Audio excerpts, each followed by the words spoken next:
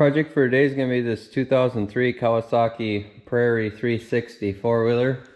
It's got no electrical power at the moment. I took this main fuse here and pulled this apart and put a new glass fuse in it. These have these glass fuses in these holders like this. They just come apart like that, and then you can look at the fuse and usually see if it's blown or not. This one is not blown. I did replace it again, but the battery's dead right now, so I just left it that way because I just replaced it just to test it, and it started up and it ran. I drove it about 20 feet and then it blew the fuse again. So I started looking into it a little bit, and these wires here, I think these ones run up. So these run the two-wheel drive to four-wheel drive switch, and those are busted off. And then this one here is just for the brake switch, but those are also broke off.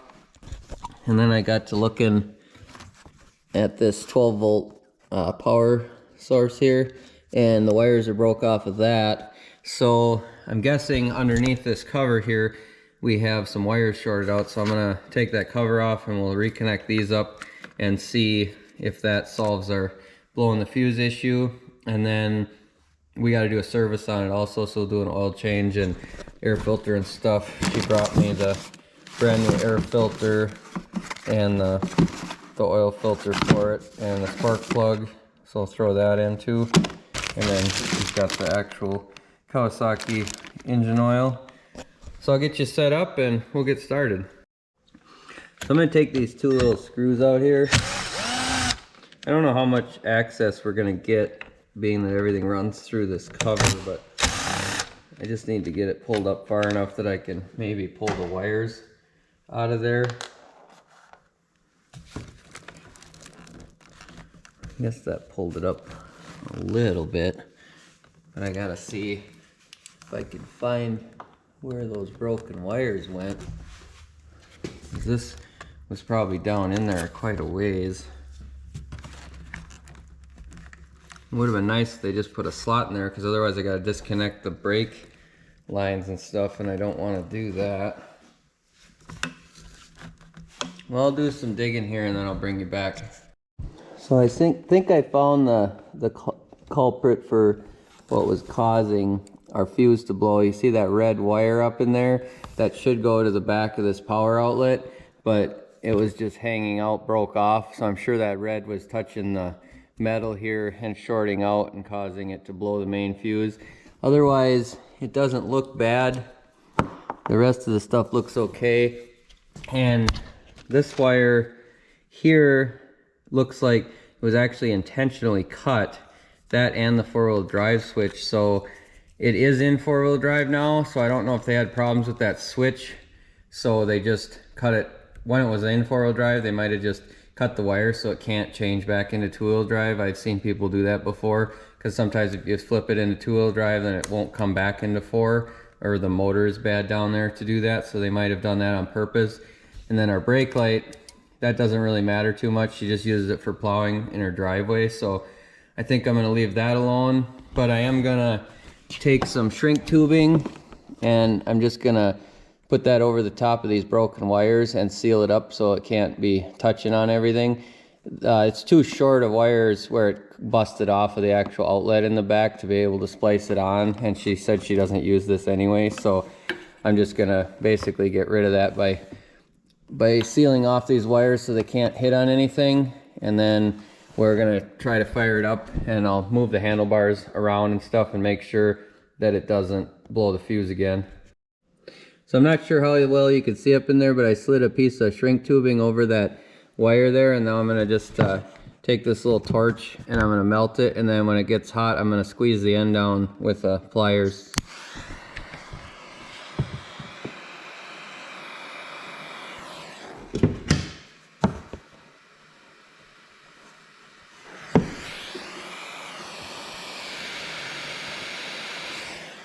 There, that should have been good enough. And then that'll be a a watertight seal, and then I'll put another one over this, and then I'll probably put the two together and slide a bigger one over the top of it so it's completely sealed.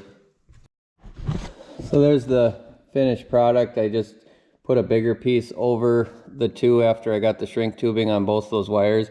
It's kind of overkill to put that many shrink tubes over it, but this part gets moved around and stuff up here at the handlebar. I could probably just rip the entire thing out, but if you ever did want to add a power outlet again, so you'd be able to just take that and butt connector those wires and be able to use it again if you wanted. So I think I'm gonna put those screws back in up here, and then I'm gonna try firing it up and see what happens. So on this side, I think you can kind of see the wires down in there. I just took some liquid electrical tape and I spread that on the ends of those wires so they can't hit on anything. There's not too much they're gonna hit on where they're at, but I could reconnect them, but like I said, I don't know if they wanted to keep the four-wheel drive disconnected, if that was causing issues or something. But this is the liquid electrical tape that I was using. I can put a link to that in the description. This stuff was kind of a game changer when I found this stuff. It works great, even if you have a connection where you do the shrink tubing. If you really want it to be watertight, put a bunch of this on there and let it sit. They make different colors of it too. So if it's a positive side, you could use red stuff, or this is just the black stuff, which I like the black better just because it's more universal and you don't get red on something that's a ground or something like that. But yeah, this stuff really works good and it lasts a long time. I usually store it with it upside down like this so the can doesn't dry out. I stored one of them upright like that. It must have got air in there. It dried the whole can out, so I just store it upside down like that, and it keeps it from getting air through the lid. So that's just another really handy thing to have in the toolbox.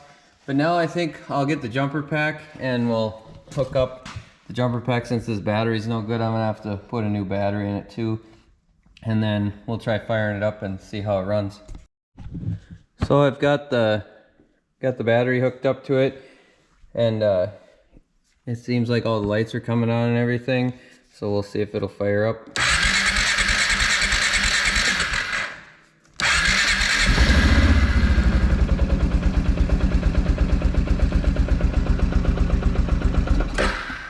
It must need a little bit of choke.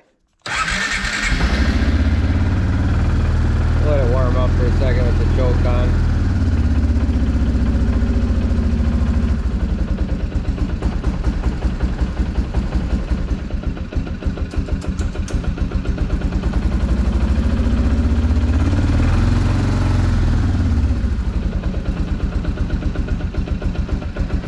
Seems like it's running okay. It just doesn't want to idle. It's kind of cold-blooded. I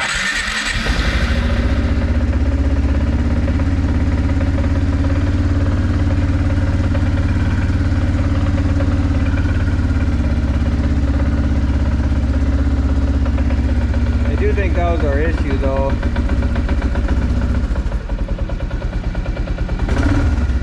This is the longest I've been able to get it to run without blowing the fuse, so I'm thinking that power outlet, every time I move the handlebars, it was grounding out.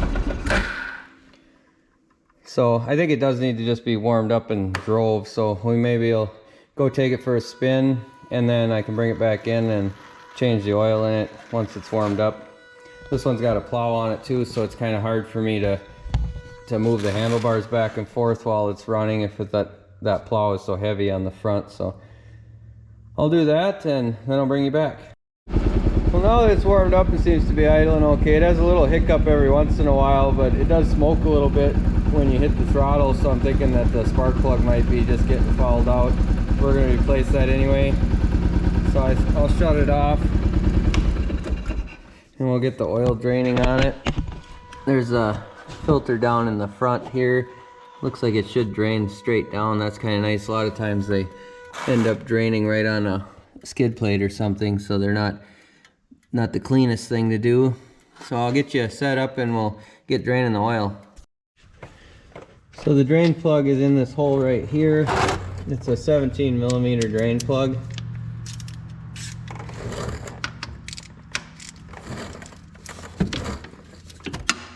I'm guessing it's fairly clean because she said the only thing she used this for was plowing. So it should be Not too bad unless she hasn't drained it in a long time.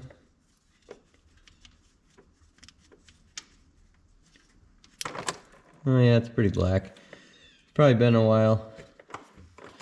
Usually when people only use them for plowing, they only get like, at the most, it's usually like 200 miles a year on them. So usually you're good for 400 or 500 miles depending on how much idle time it gets. I'll let that drain and then we'll put the plug back in and change that oil filter. Alright, we're going to put the drain plug back in now. I let it drain for about 10 minutes or so. These do have a sealing washer on them, so you just kind of want to inspect that and make sure it's not squished down to nothing.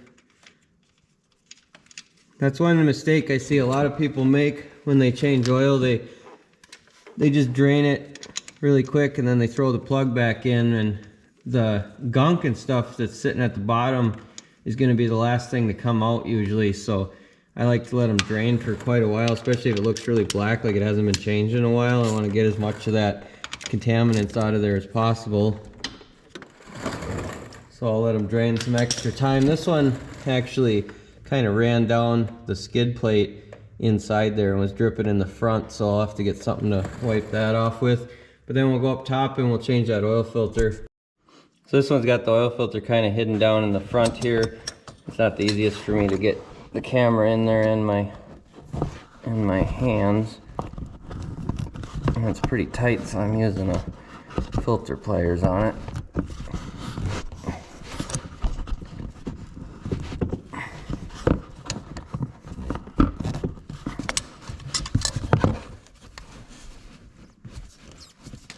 I got it loose enough to go by hand. It does look like it's draining right through that slot there, so shouldn't make too much of a mess. Although this thing's pretty rusty, so some oil on the frame probably wouldn't hurt too much.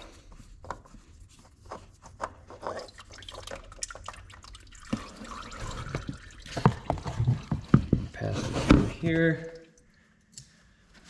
And we'll get that new oil filter and throw that on there. So she's got the actual OEM Kawasaki filter here. It's part number 16097-0007.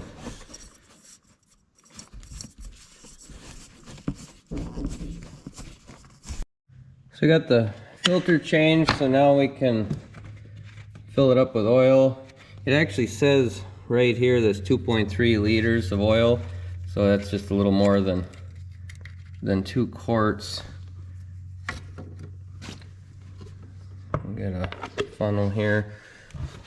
This is Kawasaki 10W40 4-cycle engine oil. I think this is just standard. This isn't synthetic. It doesn't really... Oh, it's synthetic blend with zinc in it, so... I don't usually use the brand specific oil. I just have I use a Mystic 10W40 full synthetic in most of the ATV stuff, but this one the customer brought their own stuff, so we'll just use what they brought us.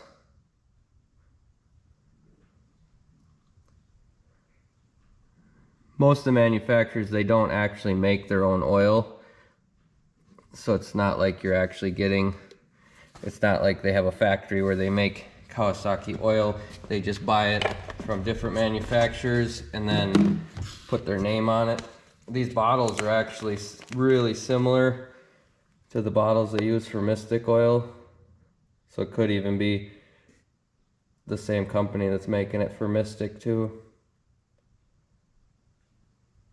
They do have different additive packages though that they put in for whatever the buyer wants. So this one did say it has zinc added, which is always a good thing with the older stuff like this. I'll get this filled up and then we'll change the spark plug and the air filter. So on these Kawasaki's, on this particular one anyway, they want you to just insert the dipstick. You don't thread it in, which that can make a huge difference on this one because the threads are pretty long and we're up and over the fill mark, but that's because we haven't started it to get the oil filter full of oil yet. But you can see how long those threads are, so if you thread that in, it's going to show it's full when it could be pretty much down to the low mark. So it's important to know that. There's some ATVs you do thread it in and some you don't, so always check a manual to make sure you're doing it the right way. I think some of the Polarises, they want you to thread it in, and then the Yamahas, a lot of them you don't thread it in, and then these are the same way, you don't thread them in. You just set it on top and pull it back out. So now we'll swap this air filter, which actually, it looks pretty clean. This one just kind of pulls up and out of there, but this looks really clean. There's a little bit of oil down in there, which is normal. So I think I'll give her this air filter back so she can swap it again at another time, since this is still good, but I'll throw the new one in that she brought. So this is also a Kawasaki filter. There's the part number there.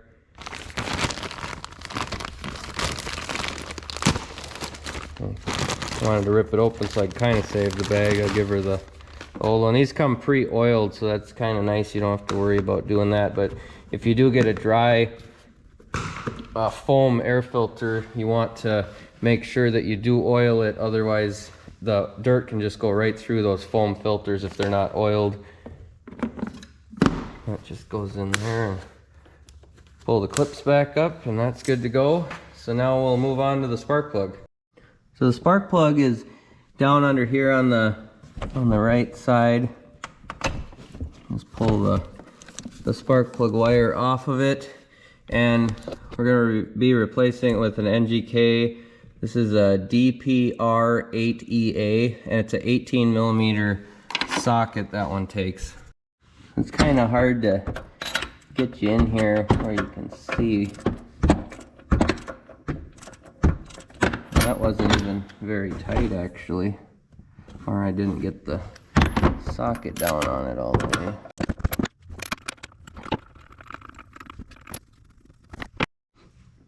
So you can see that this was running pretty rich, so we'll have to see if that changes when we get it running. But these plow machines, sometimes they do get a lot of idle time on them, and they're warming them up before they plow, and then they might only plow for a little while, so you don't get it really hot enough, and then you're running it with the choke on a lot if you're trying to warm it up in the cold. So that is the check. Always check to make sure we're replacing it with the same spark plug too. And the customer did give me that spark plug with it, so sometimes it is good to double check that it's the right one. Also, if somebody else gave you the part and told you it's for that machine, I've had customers bring in stuff and they bought parts and they were totally wrong, so I always double check that kind of stuff.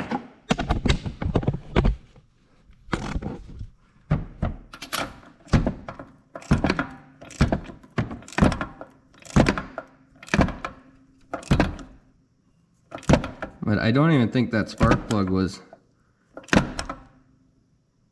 very tight, actually, because looking at this is kind of a crush washer on here, and it doesn't even look like it touched. So I'm thinking the plug was loose is the problem. And then you can also see carbon up the threads, like it wasn't sealing.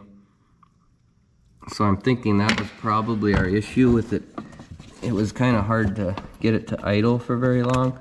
So we'll see now. We'll fire it back up and see how it runs. So we'll turn the key on here. I'll have to choke it.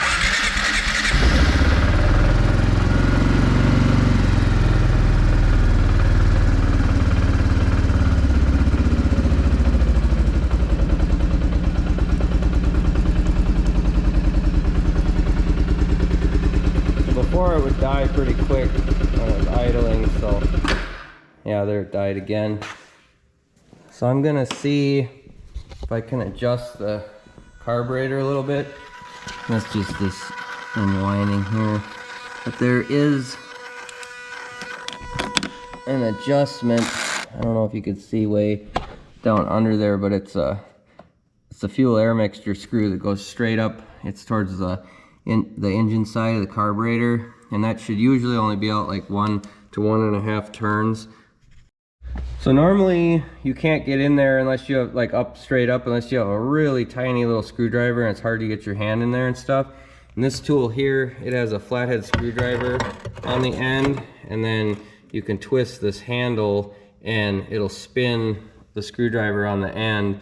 So the only thing is it's a little bit hard to count your turns, so I kind of have to watch that. I'm going to thread it in all the way and then start fresh and come back out. We'll count how many turns we have to go in to for what it is now, and then we'll adjust it back out to what I think will be better.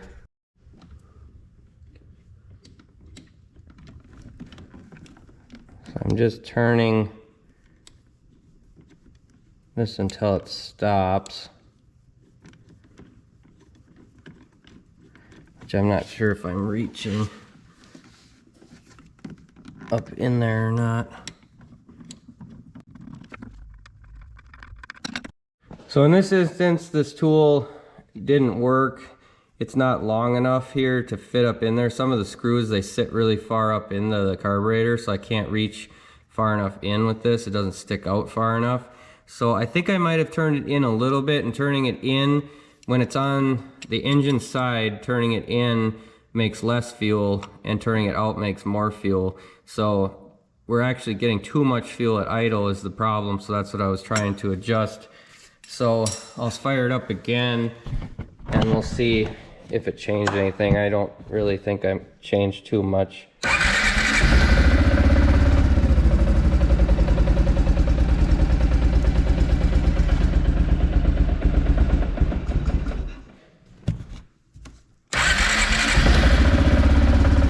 Let it warm up a little bit. You usually don't want to adjust stuff until you actually have it warmed up, but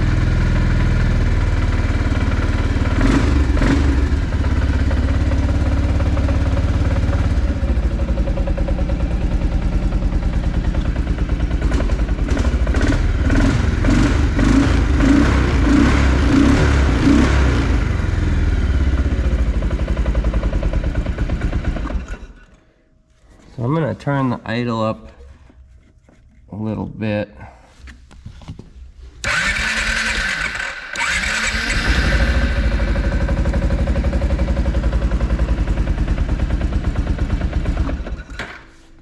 So there is probably old gas in there too as part of our issue.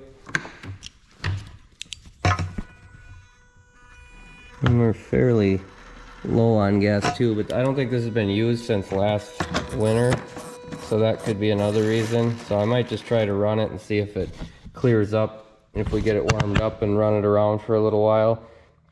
Otherwise I might have to try to get in there more to try to adjust that carburetor, or it might just be a dirty carburetor. So we have to replace the battery in it is the next thing to do, and then I'll get that replaced and we'll go take it for a test drive. It's kind of hard to test drive it with that jumper pack on it, and with the dead battery in it, it could skew things also, where it's trying to charge that dead battery, and the charging system might not be able to keep up with that battery as bad as it is, because it won't take a charge at all. I charged it overnight and it was still stone dead in the morning. So we'll get to doing that and then we can test drive it.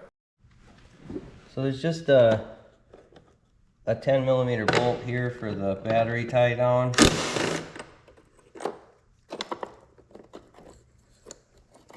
That should pop and flip over. And then this one has a winch on it, so it has an extra positive and negative cable for the winch. But the battery bolts are just 10mm also.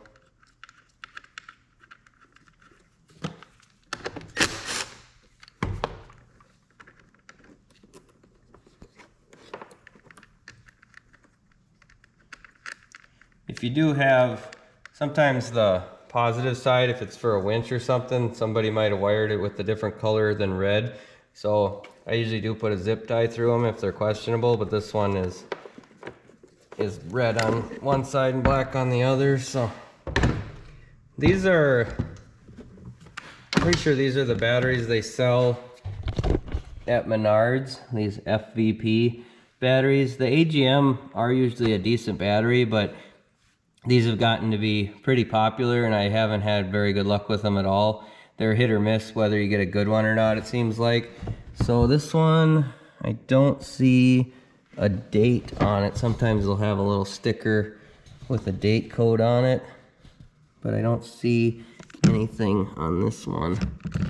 But it doesn't look like it's super old, so. But I've had a lot of people buy these and they last like one season and then they're junk. And I don't think they have much of a warranty on them, where a lot of the interstate batteries you can get at least, I think, a 3-month warranty on them. So you at least have a little bit of leeway on them if they go bad on you. But we'll go get a new battery for this one and we'll swap that in, and that'll be one of the last things hopefully we got to do to this. So I got a die-hard battery to replace that one with. These ones do come with a 3-month warranty. I've had pretty good luck with these die-hard batteries.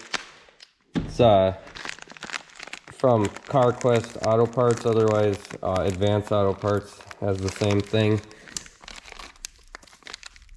This one's a 200 cold cranking amp. I'm not sure what that other one was, but usually the cheaper ones are a lower cranking amp, is why they don't last as long. This one doesn't need a heck of a big battery, being it's only a 360, but if you're going to be starting it in the cold, I'm not sure if we'll need those longer bolts or not. I'll try these short ones. But the cold starting when they're plowing with them and stuff, if they're not kept in a heated garage, it is hard on these batteries. And if they don't keep a battery tender on it, that's one thing that really prolongs the life of these, is if you keep a tender on them.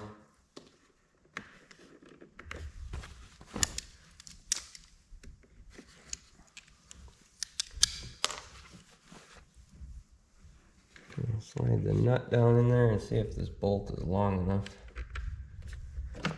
Sometimes they're not long enough when they're doubled up like that.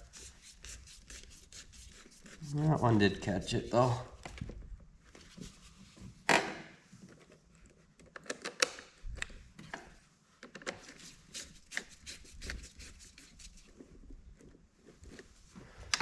Alright. Put our hold down back on. I don't know if this is supposed to have a taller battery or what, because this hold down has got quite a gap there. I might put something under there to hold that down a little bit better. I had a piece of foam that had come with another battery, so I threw that underneath there. I didn't need it for the other battery, so I'll slide the seat back on. Put that latch down. Make sure that we got power.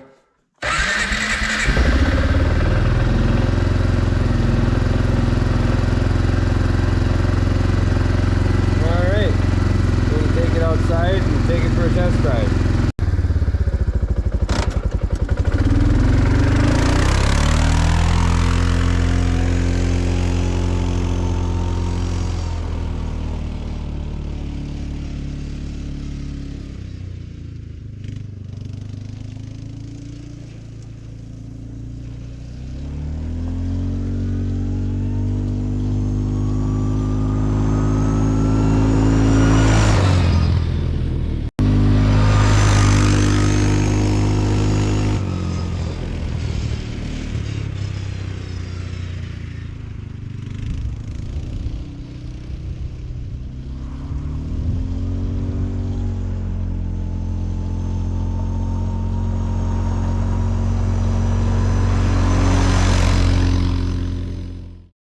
Well, everything seemed to work fine. I had it idling out here for about 10-15 minutes just to make sure that it wasn't going to die, because it did have that little bit of a hiccup in it, but it seemed to get better the more I drove it. So I am thinking that that's some older gas in there that it's burning through, so I'm going to tell her she should be run that out and then fill it up with some good gas, and it should be good to go for this year. But that's going to do it for this one. If you like this sort of thing, like the videos and subscribe to the channel, and we'll catch you on the next one.